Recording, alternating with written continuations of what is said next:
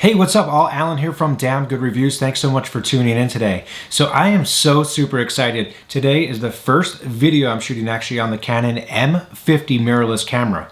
Now I've been looking to upgrade a camera for a long time, but looking for things like, an audio jack where I can plug in an external microphone.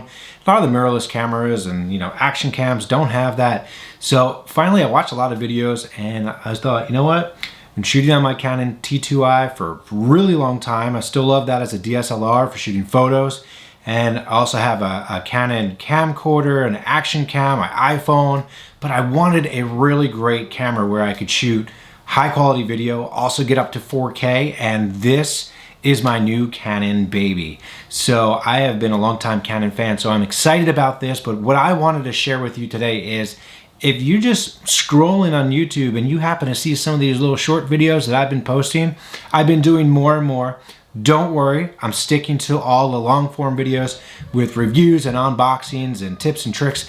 But these short videos are going to be like, highlights from the reviews, highlights of the products, maybe best ofs, maybe even behind the scenes. So if you see them or you maybe catch someone else watching them, make sure to click over to the channel, like, subscribe if you haven't done so already.